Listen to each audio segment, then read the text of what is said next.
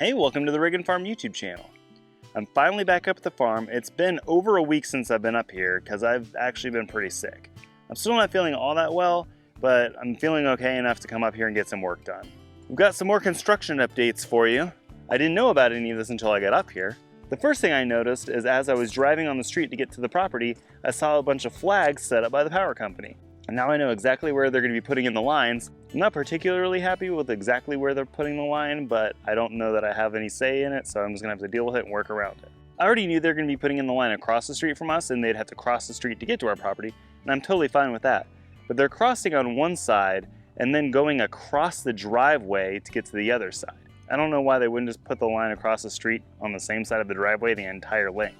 We need to install a French drain system in order to avoid all of the erosion and destruction of our driveway that is inevitable with every single rain. It's gonna be a lot more difficult for it to install that if we have to work around some power lines. I guess we're just gonna have to deal with it when we get to it. The construction guys love leaving their empty drink bottles here.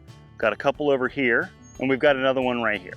Trust me, as soon as our home is complete and we're living in it, we're going to be posting several reviews on all of the companies that we've dealt with along this process. That way you can avoid those people. So if you're in the North Georgia area and plan on building a home, don't use them because they're horrible. Right now I'm standing on the ground where our septic tank is. The last time we were up here, we got a little bit of footage of them digging the holes in the trenches for our septic system. We also got a video of the septic tank being delivered and it in the hole once it was dropped off, as well as the field lines and pieces sitting in a stack next to the hole. We also showed you the rebar that was for the four corners of our home, as well as the lines that they painted for where they were gonna install our footers. Well, they're installed.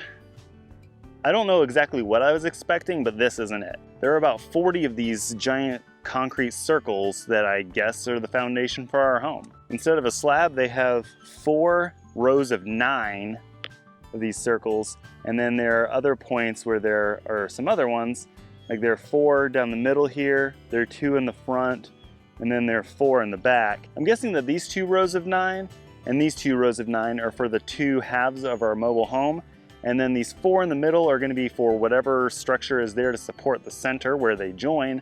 And then we've got 4 back there for where we're going to have our back porch, and then 2 up front for where we're going to have our front porch. And I don't know exactly, but that makes sense to me. Comment below if you think it's any different than that, or if you think I hit the nail on the head. Right here is the pipe that connects to the septic tank. So I'm assuming that there's going to be some way to connect that to the home so that all of our wastewater goes into the septic tank. There's also this little mess of wood and nails right here. It looks like it was like a pallet or some kind of shipping crate or something for some kind of product. Don't really know. Maybe that's what the field lines were sitting on. I just don't remember. The construction guy didn't realize how big our house was at first when he built the little area for our shipping container. He said he'd go ahead and dig back a little bit deeper and move the gravel so that we could fit our shipping container there and still have our home put in its place. And I can't really tell exactly, but it looks like maybe it was moved back a little bit. I didn't bring the measuring wheel with me today, so I can't measure to see if it's actually long enough. Well, there's always another day. My main reason for being here today is that I need to finish moving that soil that we got delivered last week and get it into the garden beds and tilled into the existing dirt. There are a couple quick updates that I want to share with you before I get started on that. The first thing is we finally got all of our tung oil coats onto our beehive parts. They've dried and cured, so now within the next few days we'll go ahead and get that assembled and ready for our bees that should ship out this week. And the other thing is I made some really cool plans for a chicken coop that I wanted to build. I went ahead and got all the parts lists together and started throwing things into the shopping cart on the Home Depot website, and it was going to be very expensive to build. It was going to cost us over $1,500 to build the coop that I wanted. Our chickens need a home, and we need to also future-proof ourselves so we can add some more birds to our flock, and we needed to build one at least that size. We went shopping at Costco a few days ago, and as we were meandering the aisles, we came across a shed that we thought would actually be really perfect to transform into a chicken coop. This particular shed is about 6 feet wide, 5.5 feet deep, and almost 8 feet tall. And as soon as we saw it, we instantly came up with some really great ideas to modify it and make it into a chicken coop. Our original coop design was gonna have it sitting about 1.5 feet or so off of the ground so that we'd be able to get a cart in there and scoop in all of the soiled bedding and get it easily cleaned out without having to shovel everything onto the ground and then scoop it up and just creating extra steps for ourselves. This shed is designed to sit on either a concrete slab or a wooden frame. So what we're gonna do is kind of do a hybrid of our original plans with this shed. We'll still put down some concrete footers with 4x4 posts to elevate it off the ground. And we're basically going to build like a deck floor on top of that foundation. With this idea, it should be easy to have the shed elevated from the ground so we can open up the doors that are intended for humans to walk through and put a cart down, scrape all the stuff down, and then close it back up. We'll cut a hole in the side for the automatic door we got for our coop so the girls can get in and out of that side without having a giant human-sized door to deal with. We were already debating whether or not to put our nesting boxes in the coop or to have an outdoor setup, and this shed has made it a really easy decision to go ahead and flip over to that idea of having an outdoor nesting system. So we'll post more updates on that in future videos. I'm gonna stop talking to the camera, get on the tractor, and get some work done.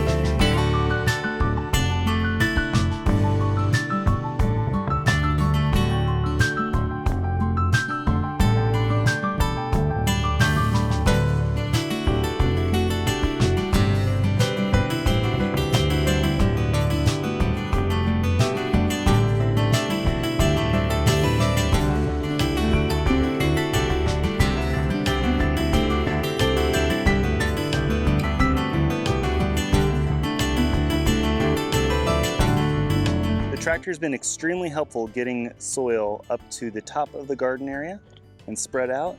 So I've been able to till it into the existing dirt so that we can have some nice fertile garden beds. There's that giant debris pile.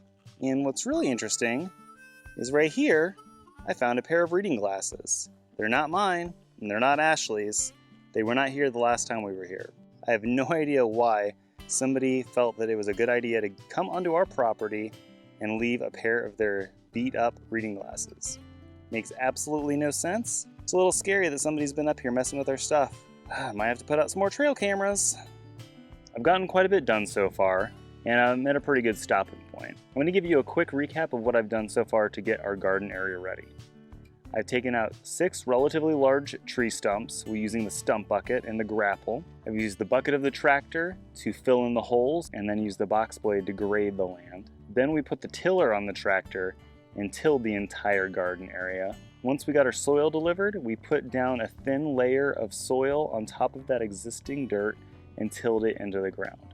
That's what I've done so far. The dirt on our farm is Georgia red clay. It's not an ideal medium for what we're planning on growing on our farm.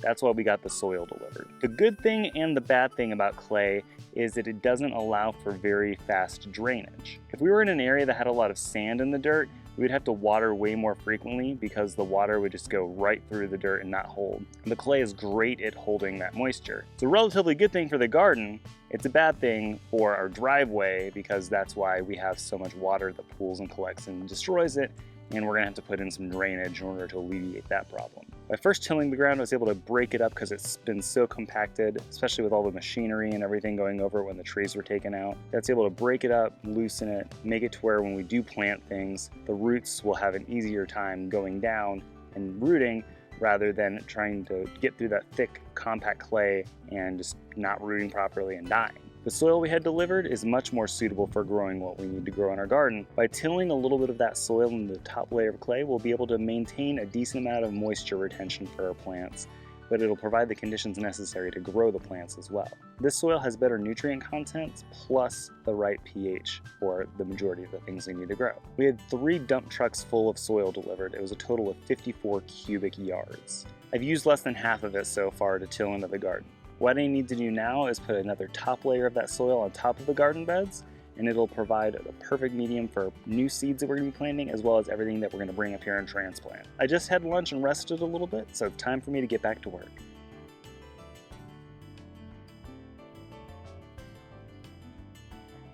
It may not be perfect, but this is the first time I've ever used a tractor to make a garden.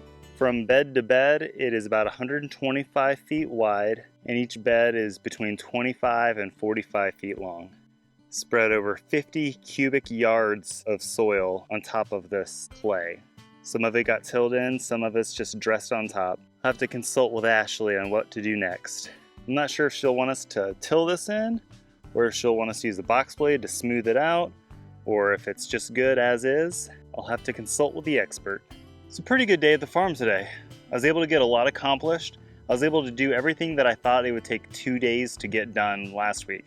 Last week I was feeling pretty horrible. I still have a pretty bad cough, and I've been working really hard to edit those out so you don't have to deal with it. Last week I was just so lethargic and felt really bad, really stuffy in the head, runny nose, cough, congestion, it felt horrible. I'd never had a fever. I didn't want to take any chances, and I went and got a COVID test. A few days later, I got the results. It was negative. I'm guessing it was just some kind of upper respiratory infection or bronchitis or who knows.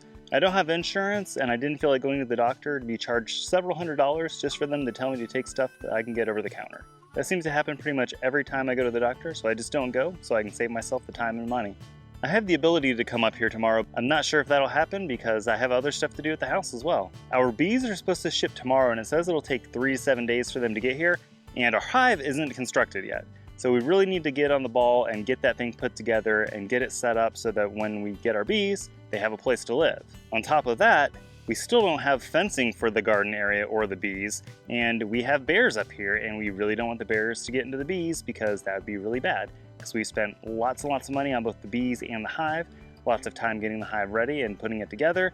I really don't feel like having it completely destroyed because a hungry bear got through our limited defenses. Our plan is to get a bunch of 10-foot T-posts and make a perimeter around the garden and where the bees are going to be, and then put our electric wire around that and charge it. With this setup, we would be able to defend our garden and bees from bears, deer, and also small animals like squirrels and rabbits and other things that might want to get in the garden. The 10-foot T-posts are pretty much impossible to find. The 8-foot T-posts, which would make a 6-foot fence, is probably what we're going to go with, and even those are really hard to come by. They are not available anywhere locally. I've been trying to find a really good place that doesn't charge an arm and a leg for shipping. Most places are $200 to $300 for shipping because they're such large items and have to be shipped freight. We might have to settle for some 4-foot or 6-foot T-posts just to put a perimeter around the beehive and electrify that to keep bears out. Nothing else is going to really mess with the bees other than bears. I really don't like the idea of spending money on something so temporary when we're going to build a more permanent structure later on. I'd rather spend the few bucks now than waste hundreds and hundreds of dollars from our lack of defense. It's getting pretty hot out here. This hat isn't cooling me down a whole lot, but at the same time it's keeping me shaded so I don't get a sunburn all over my face and my neck. It's one of those things where I'd rather suffer a little bit now than have to deal with the sunburn for the next several days. We really appreciate you watching this video all the way to the end. If you haven't already, please subscribe to our channel, give the video a thumbs up, and give us a comment below. Let us know what you think of our project that we have going on. Tell us how you think we're doing with our garden so far, or comment and let us know how you feel about this construction process. Do those concrete footers look right to you? I don't know. I've never gone through this process before. Maybe you have and you can give us a little information that'll help ease our minds and think that things aren't as bad as they seem. Or maybe they're even worse than we seem. Let us know. Again, thanks for following us along on this crazy adventure, and we hope to see you next time. Bye.